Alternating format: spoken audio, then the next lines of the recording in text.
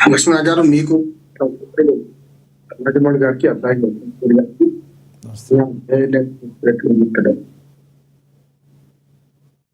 ఇదే మాట ఉన్న ప్రాముఖ్యత తీసుకుంది శ్రీమునెత్తు లేదా కాంగ్రెస్ సభ్యులు కూడా వర్తింది 8 మంది వేడినారు కాబట్టి ఇలా పాపం తలాజింక ఎలిమెంట్ వాళ్ళు నాకు అభ్యంతరం అది ఎట్లాగో ఎంఐఎం మొదటి సమైక్యవాడి వాళ్ళు మాట్లాడారు వాళ్ళంతా ఎంతసేపు ఏ ప్రభుత్వం వస్తే బీజేపీ వస్తే తప్ప ఇప్పటిదాకా ఉన్న అన్ని ప్రభుత్వాలు అంటగాగిండు వాళ్ళ ప్రజలు వాళ్ళు ఏర్పడుతుంది కాంగ్రెస్ ఉన్నా టీడీపీ ఉన్నా బీఆర్ఎస్ ఉన్నా టీఆర్ఎస్ ఉన్నా ఇంకెవడు వచ్చినా చర్చ పేరు మీద ఎవడు వచ్చినా వాళ్ళతో పని చేసుకుంటారు 1000 ఎకరాలకు అర్థం చేస్తారు చూసినా సల్కం చూసినా ఏమైంది చూసినా కదా హైకోర్టు దుర్మార్గంగా ఎక్కడుంది కనపడలేదని మీకు రేపు విద్యా సంస్థలు చేస్తే కష్టం అని చెప్పి వేరే సంగతి అంటే ఎంఐఎం సంగతి విడిపడి చీమునెత్తు లేదా బీజేపీ సభ్యులు ప్రశ్నిస్తున్న మనకు పొన్నం ప్రభాకర్ కు వాళ్ళ పార్టీ సభ్యులు కూడా చీమునెత్తు లేనంటే లెక్క ఎందుకంటే మనకేదో వాళ్ళకు కూడా అదే కదా నేను పూర్తిగా వెంకటరెడ్డి గారి మీద మర్యాద ఉన్నది కానీ వెంకటరెడ్డి గారు చెప్పేది కేవలం బీజేపీ సభ్యుడు అట్లా అనడం వల్ల ఆయన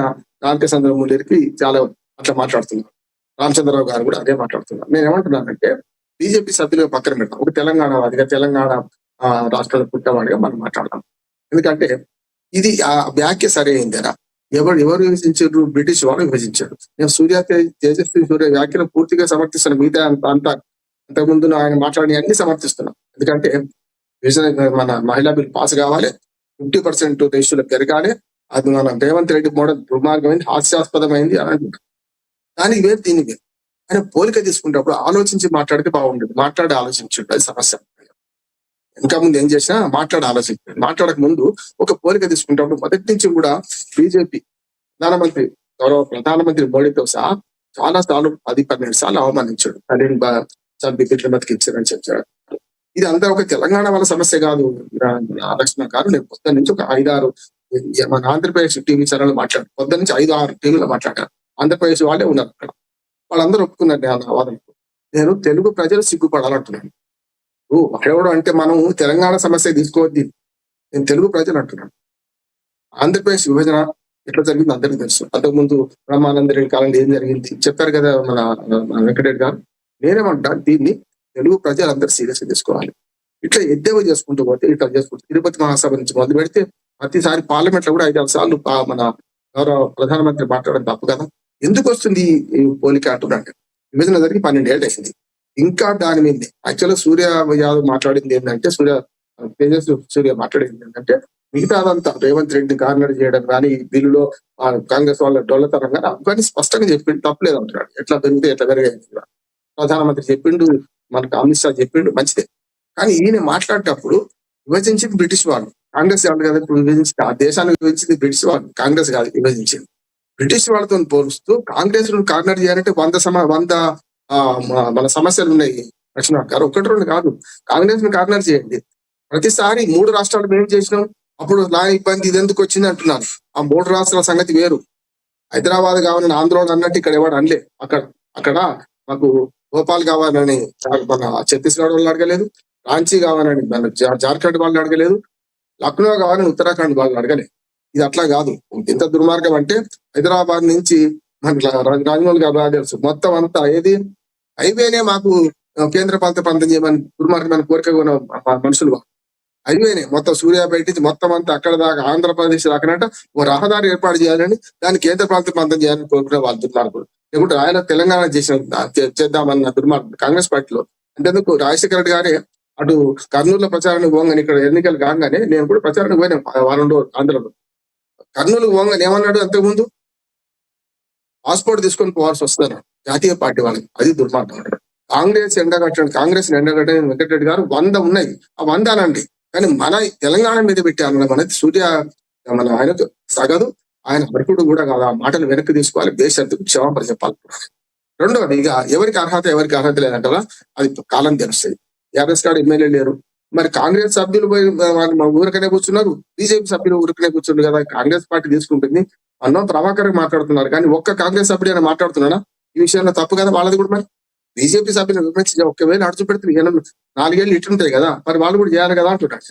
తెలుగు ప్రజలు సిగ్గుపడాల్సింది ఎందుకంటున్నాడు ఒక మాట చెప్తాను. కాంగ్రెస్ పార్టీ ఈ తెలుగు ప్రజలకు మొదటి నుంచి ద్రోహం చేస్తుంది అంటున్నాడు. ఇప్పుడు కాదు. ఎట్లా అంటే పొట్టి శ్రీరాములు గురించి పెద్ద విగ్రహం పెట్టుకున్నాం లక్ష్మీనాథ్ గారు అక్కడ మొన్ననే పెట్టుకున్నాం కదా. పొట్టి శ్రీరాములు చంపింది ఎవరు? చంపింది అంటున్నా నేను, ఆయన విహాదీసి చచ్చిపోడు కాదు. చెన్నపట్నం మాదని విభజనకు ఒప్పుకున్నాక కూడా చేస్తే నెహ్రూ కుట్రలకు బలై ఆయన మన ఆత్మహత్య చేసుకోవాల్సి వచ్చింది కదా, చచ్చిపోయింది కదా. ఆనాడు ఒక్కడు పోలే, ప్రకాశం మంత్రులతో సహా ఎవడు పోలే. ఆఖరికి ఘంటసాల వెంకటేశ్వరరావు గారు గాయకుడు, అయ్యా తెలుగు ప్రజలకు సిగ్గు శరం లేదా, బుద్ధి లేదా మీకు అనుకో ఎలిగెత్తి పాడుకుంటూ పాడే మోసిండు. 10 మంది కూడా ఆయన ఎంబడలేరు.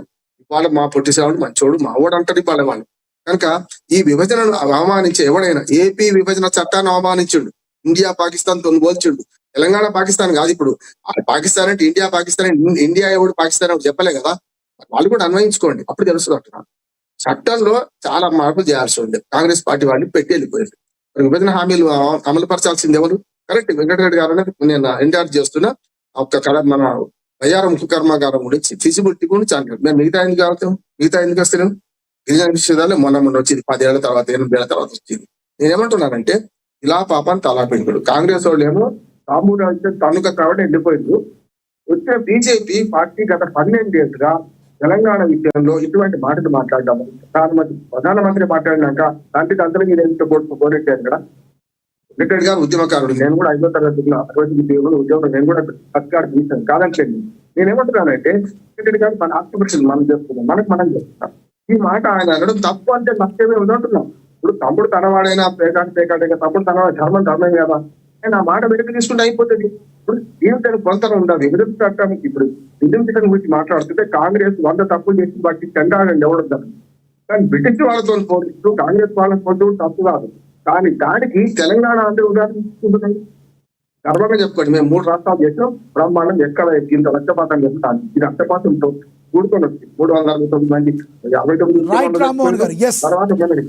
తర్వాత ఒక మాట ముగిస్తాను. ఇప్పుడు ఏమంటున్నానంటే ఇవాళ తనవాడుగా సమర్థించుకోవచ్చు. బీజేపీ వాళ్ళు కూడా దిగబడాల్సింది. ముఖ్యంగా బీజేపీ ఎంపీల గురించి ప్రశ్నించే పొన్న ప్రభాకర్ సమాధానం కాంగ్రెస్ ఎంపీలు కూడా ఇవాళ దిగబడాల్సింది. మనకి పార్లమెంట్ సాక్షిగా ఆయన ఈ మాటలకు క్షమాపణ చెప్తాను. మిగతా అంతా ఎంత చెప్తే కరెక్ట్ అంటున్నారు. విభజన బిల్లు కరెక్ట్, మంచి చెడుతో 50% పెడితే దీన్ని ఒప్పుకోవాల్సిందే. కాంగ్రెస్ తో సహా దీనికి సహకరించి మహిళా రిజర్వేషన్ అమలు చేసే ప్రయత్నం చేయండి. దీనివల్ల నష్టం లేదు దక్షిణ భారతదేశానికి. వేరే పద్ధతి నష్టం అవుతుంది. దానిలో ఒక దోషం ఏంటంటే గతంలో మన్మోహన్ సింగ్ గారు ప్రత్యేక హోదాకు హామీ ఇచ్చి ఏది నోటి మాట ఇస్తే ఎట్లా పోయిందో ఇప్పుడు మోడీ గారు నేను గ్యారంటీ, నేను వాగ్దానం చేస్తున్నాను, తమిళంలో కూడా మాట్లాడతా, ఏం చేయాలని చెప్పండి అంటే మరి రేపు డేంజరస్. ఇప్పుడు చట్టంలో పెట్టకుండా ఈ 50% పెంచుతామనే చట్టంలో పెట్టకుండా చేస్తే మరొకసారి మొత్తం దక్షిణ భారతదేశం తెలంగాణ సంబంధించి నష్టపోతుంది. రైట్, నేను మళ్ళీ మాట్లాడతా సార్ మీతో. మనతో స్టూడియోలో అందుబాటులో ఉన్నారు రాజకీయ విశ్లేషకులు పి రాజమౌళి గౌడ్. ఆయనతో మాట్లాడదాం. రాజమౌళి గారు నమస్తే. నమస్తే. రాజమౌళి గారు, ఏదైతే తేజస్వి సూర్య చేసిన వ్యాఖ్యలు ఏ రకంగా చూస్తారు? మిత్రులిద్దరికీ నమస్తే. చాలా రోజుల తర్వాత కలిసారు. తర్వాత ఇప్పుడు మనం సబ్జెక్ట్ ఏమో హాట్ సబ్జెక్ట్ వచ్చింది. అంటే ఇప్పుడు నేను ఇక్కడ సూర్యను పోగడం లేదు, తర్వాత వేరే వాళ్ళని కించపరచడం లేదు. ఇక్కడ ఒక పోలిక అయితే డెఫినెట్గా వచ్చింది. ఆ పోలికల అంటే నా తరఫు నుంచి నేను చూసిన యాంగిల్ నుంచి చూస్తే అందులో తప్పులే అనిపిస్తుంది. ఎందుకు అని అంటే బ్రిటిషర్స్ ఎంత దుర్మార్గంగా భారతదేశాన్ని పాకిస్తాన్ని విడగొట్టారో అంతే దుర్మార్గంగా తెలంగాణను ఆంధ్రప్రదేశ్ని విడగొట్టిరు అన్న దాంట్లో చెప్పిండు ఆయన. అది ఎందుకు చెప్పిండు అని అంటే వీళ్ళు ఇప్పుడు ఈ మహిళా బిల్లుని తీసుకొస్తుంటే 2010 నుంచి ఇది మన్మోహన్ సింగ్ అప్పటి నుంచి దాన్ని పెండింగ్ పెట్టుకుంటా, కథలు చేసుకుంటా, కార్ఖానాలు చేసుకుంటా, యాక్టింగ్ చేసుకుంటా, నాటకాలు చేసుకుంటా వీళ్ళు లాగింగ్ చేసుకుంటూ వస్తే ఈ బీజేపీ కూడా వాళ్ళు కూడా దాదాపు 10 ఏళ్ళు లాగినరు. కానీ ఇప్పుడు అవసరం వచ్చింది, దాన్ని తీసుకొస్తే ఎవరెవరు ఎన్నెన్ని మాటలు అంటున్నారు, ఎవరెవరు ఎందుకు సహకరిస్తలేరు? ఈ కాన్సెప్ట్లో ఆయనకు ఒక అవకాశం వచ్చింది కాబట్టి చెప్పిండు ఇది దుర్మార్గమైన కాంగ్రెస్, వీళ్ళు సపోర్ట్ చేస్తారో చేయరో కానీ మనమైతే బిల్లుని తీసుకొస్తున్నాం అన్న కాన్సెప్ట్లో ఈ కాంగ్రెస్ని విమర్శించింది ఆయన. నిజంగా చెప్పాలంటే కూడా అంతే దుర్మార్గం. ఆ రోజు బ్రిటిష్